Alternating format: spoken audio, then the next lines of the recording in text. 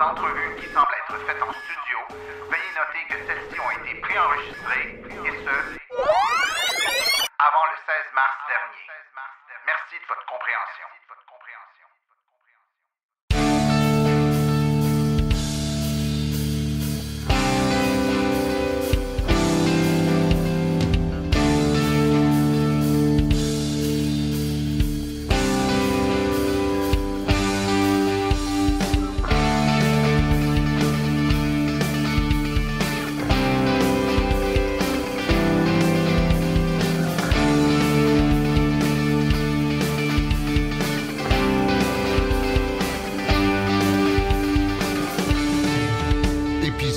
Hors série. Je suis présentement en compagnie de deux illustres personnages. Le premier, Simon-Pierre Rioux, président de l'Association des véhicules électriques du Québec. Bonsoir, Simon-Pierre. Bonsoir, mon cher Martin. Et également Daniel Breton, le tout nouveau directeur général de Mobilité électrique Canada. Bonjour, Daniel. Bonjour, Martin. Ça va bien, toi, de ton côté? Ben, écoute, on est quand même en mode gestion de crise du coronavirus, un peu tout le monde. Hein? Ouais. C'est des conditions exceptionnelles, historiques, je dirais même.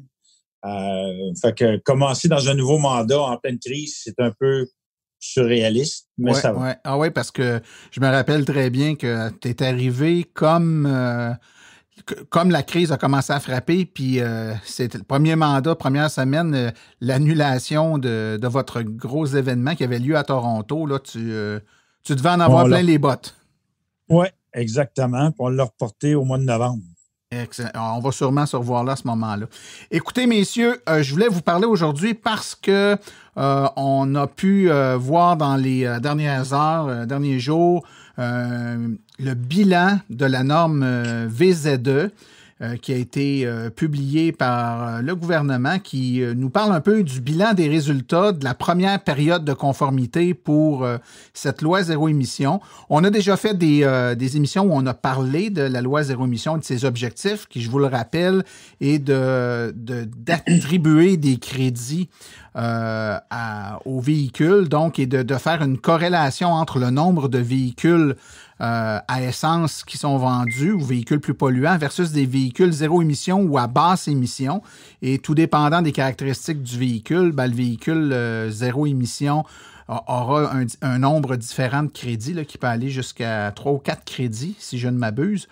Et on avait dit, puis je vous le rappelle parce que ça va teinter un peu nos discussions, on avait regardé cette loi-là en disant il m'apparaît qu'elle est graduelle, donc elle a une implantation qui, au fil du temps, va devenir de plus en plus agressive, si on peut utiliser ce mot-là, mais dans les premières années, à tout de moins, ça nous apparaissait très, très, très doux, très, très, très soft comme loi. Et là, les résultats sont sortis. Simon-Pierre, tu peux peut-être un peu nous tracer dans un premier temps les grandes lignes de ce qui ressort de ce bilan-là. Est-ce que tu es surpris des résultats et quels sont-ils? Écoute, premièrement, je dois expliquer que l'AVEQ est heureuse qu'on ait une norme zéro émission. On avait fait, il y a quelques années, une grande pétition pour s'assurer que cette loi-là allait voir le jour au Québec parce qu'on trouvait ça important. On trouvait ça important que les consommateurs aient une expérience d'achat qui soit intéressante, qui soit facile, qu'on puisse obtenir des véhicules électriques sans avoir à se casser la tête, qu'il n'y ait pas de temps d'attente, qu'on puisse en arriver à un équilibre où acheter un véhicule à essence ou acheter un véhicule électrique, ça revenait au même type d'expérience et de temps d'attente. Puis c'est là où on avait beaucoup poussé pour une norme VZE. Puis ça, c'était même depuis 2013 qu'on en avait déjà discuté jusqu'à temps qu'on en arrive à faire cette pétition-là. Donc, on est heureux d'avoir cette norme-là. Maintenant, les premières années ont été, comme tu mentionnais, un petit peu plus douces envers les constructeurs automobiles, simplement parce qu'ils avaient fait beaucoup de lobby. Ils avaient créé des doutes par rapport à la capacité des concessionnaires à vendre ces véhicules-là, des doutes auprès des consommateurs, à savoir est-ce qu'ils étaient prêts, les consommateurs, à faire le grand saut vers l'électrique. Puis, après ça, de décider, comment on approche tout ça? Je trouve que ça a été un premier bilan mitigé.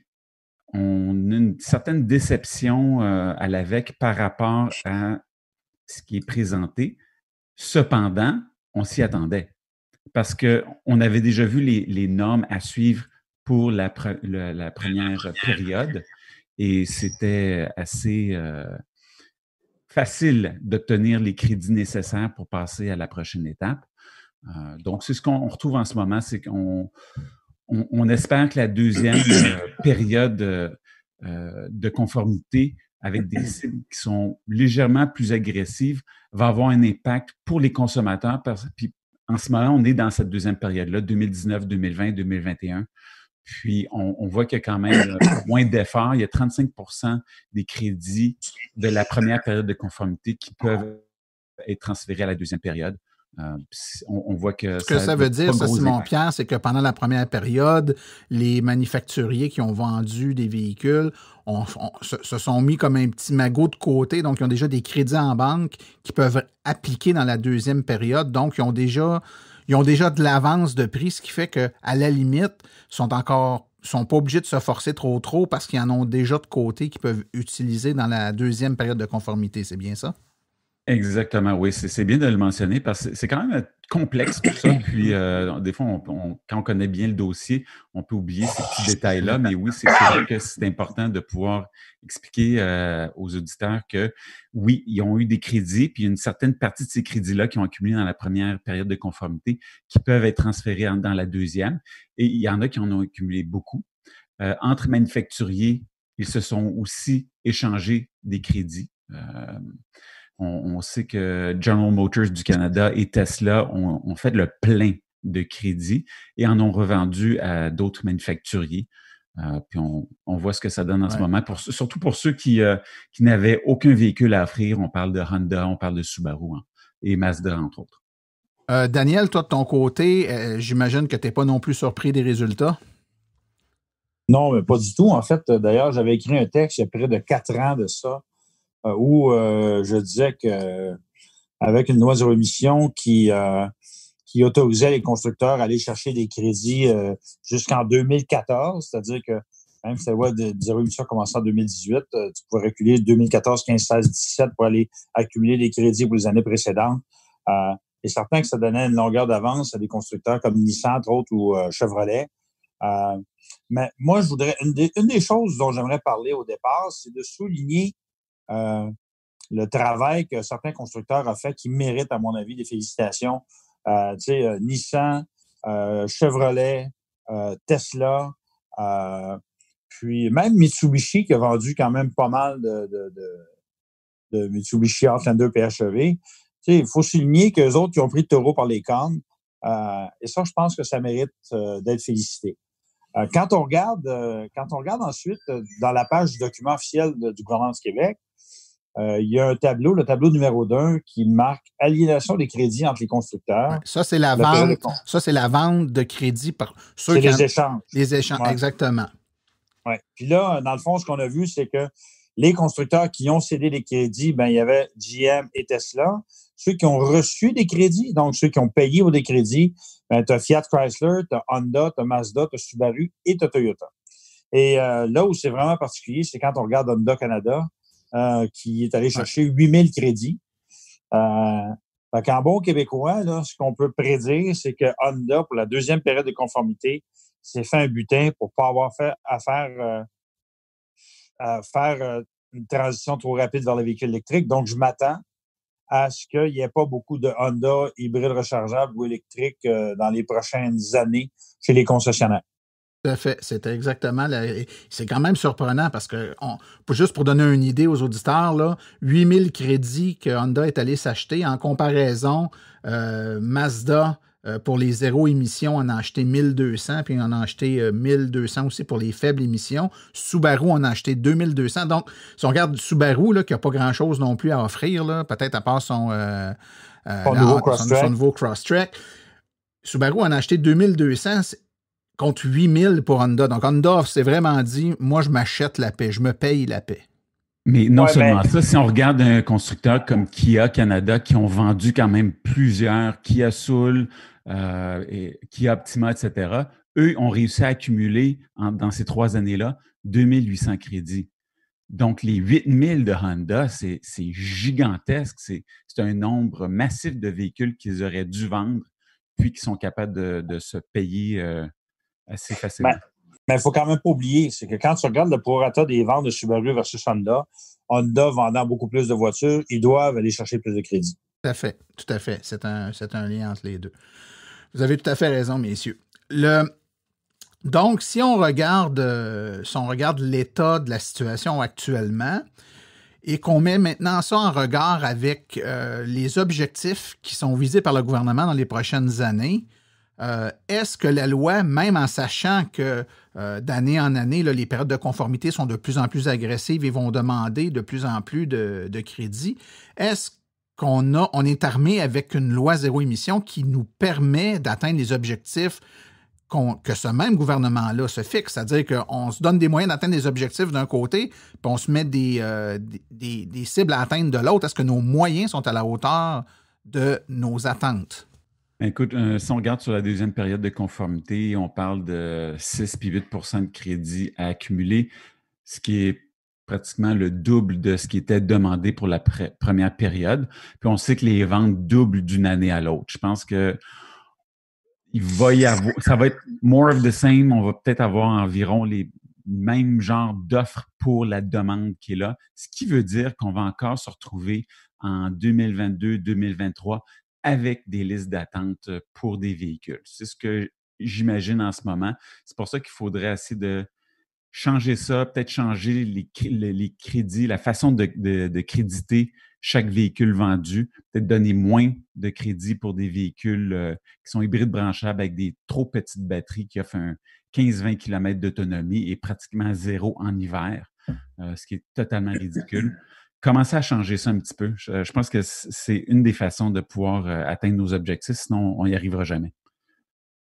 Moi, si je peux ajouter quelque chose là-dessus, c'est que quand on regarde les exigences du gouvernement pour les années précédentes, et même pour l'année 2019, par rapport aux ventes réelles, en fait, c'est que les Québécois ont acheté beaucoup plus de véhicules électriques que l'exigence de la loi zéro émission. Tout à fait. Fait qu'on peut pas dire que c'est à cause de la loi zéro émission que les constructeurs se sont sentis pousseux. C'est parce qu'il y avait vraiment une demande, parce qu'on a fait beaucoup de travail d'éducation. Puis là, tu sais, ces temps-ci, comme on se retrouve en crise du coronavirus, que le prix du litre était à 75 cents dans les stations-service, que les gens vivent une incertitude économique plus grande, ma crainte pour les mois à venir, c'est que comme les cours de concessionnaires automobiles sont pleines parce que il avait fait des stocks pour vendre dans la plus grosse saison de l'année qui est le printemps, mais que là, tous les concessionnaires sont fermés, ben là, moi, je pense qu'on va assister à des ventes de feu peut-être pour se débarrasser des véhicules en inventaire. Si la plupart des constructeurs n'ayant pas de véhicules en inventaire, je doute fort qu'ils fassent des pressions pour aller chercher des véhicules électriques puisqu'il faut qu'ils vident leur cours de leurs véhicules qu'ils ont en stock depuis trop longtemps. Fait que, sachant qu'il n'y a pas vraiment une grosse obligation pour les prochains mois, voire même les 2-3 prochaines années, à vendre beaucoup plus de véhicules électriques, puis là, ils se retrouvent avec les cours pleines de véhicules à essence. Moi, je pense que les prochains mois, les concessionnaires et les constructeurs n'auront pas vraiment d'efforts pour la plupart à faire, en feront pas pour vendre plus de véhicules électriques. Puis en plus, le prix du litre va rendre l'équation plus difficile pour monsieur et madame tout le monde pour les prochains mois. Cela dit, j'ai quand même pris le temps de calculer l'intérêt d'acheter certains véhicules électriques à 75, 80 cents le litre, puis il y a encore un intérêt économique. Mais sachant que les gens auront pour beaucoup certains traumatismes par rapport à l'instabilité ou l'insécurité financière, moi, je pense qu'on va passer des semaines et des mois difficiles pour l'électrification des transports d'ici la fin de l'année. Bien, moi, j'ai aussi ma façon de voir les choses à ce niveau-là parce que, il y a, oui, le fait qu'on a perdu un mois de vente. J'ai l'impression que les concessionnaires vont recommencer à vendre de toute façon. Tant que ça ne s'étire pas trop, il va peut-être avoir une perte, mais on sait aussi que les constructeurs locaux, donc au niveau du Canada. Ils font des commandes 2 fois par année dans les usines pour obtenir un certain nombre de véhicules selon leurs estimations. Puis, on sait que la première période va finir en juin. Ils vont être obligés d'ajuster selon les ventes qu'ils ont eues dans la première année pour ne pas avoir trop de stock dans les cours, comme tu mentionnais. Deuxième chose, c'est que véhicules électriques, le dollar canadien a beaucoup baissé dernièrement. On est rendu à 60 sous US. En plus. Fait que ça, c'est un gros impact sur l'achat de véhicules puis les années au Canada aussi. Ça va augmenter les prix. Il faut qu'ils restent en dessous de 45 000 $, sinon, il n'y a plus d'incitatif fédéral.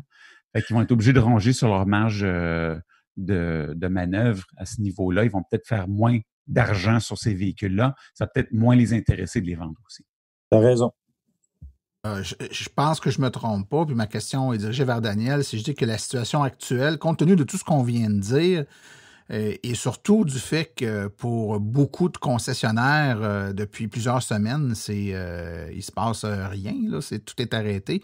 Il y en a probablement quelques-uns qui vont avoir de la misère à se sortir de la phase actuelle, c'est-à-dire que la crise du coronavirus qui est juxtaposée là, avec d'autres facteurs, dont le dollar, etc., fait en sorte que peut-être qu'il y en a qui ne se relèveront pas.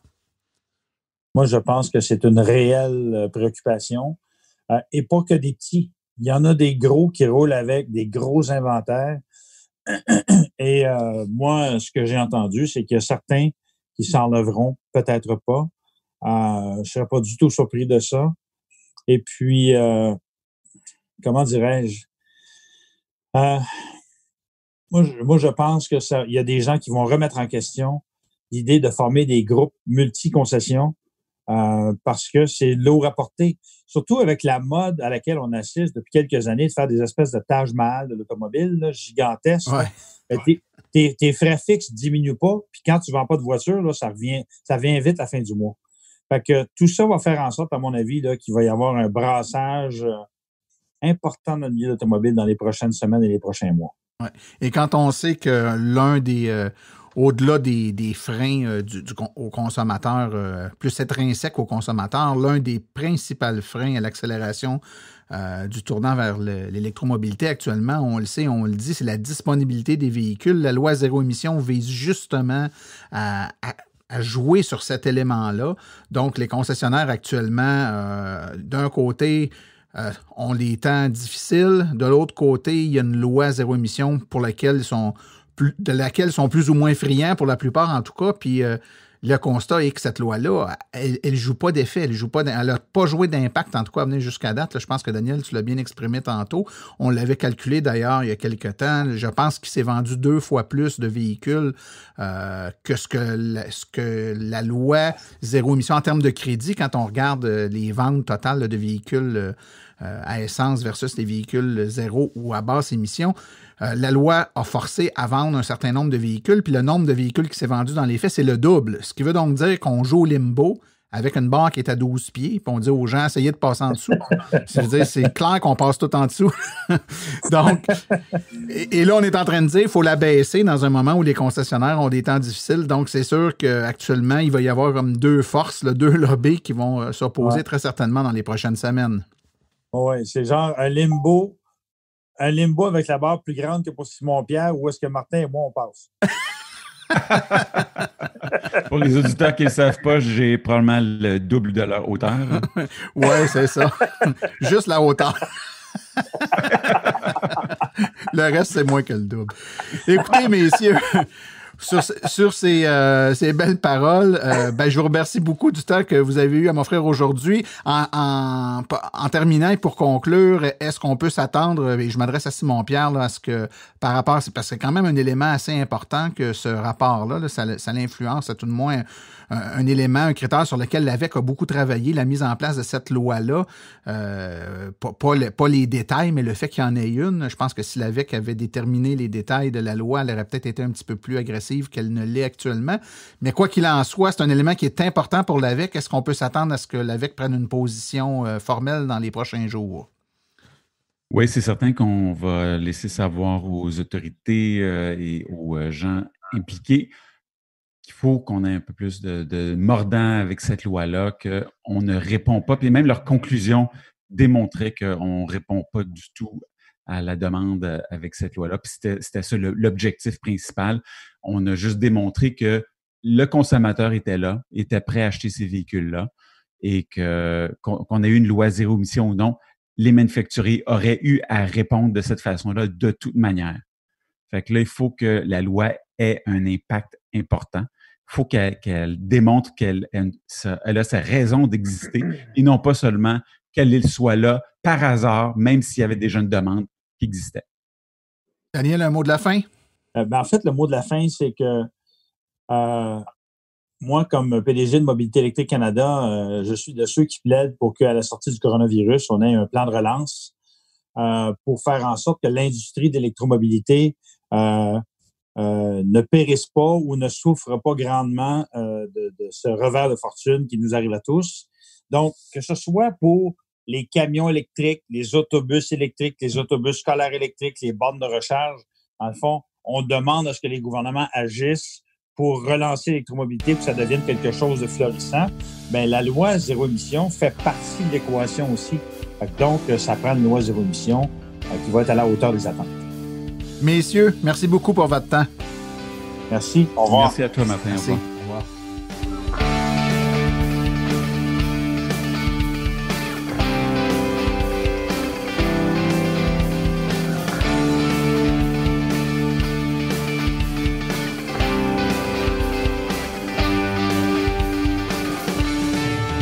Épisode hors série.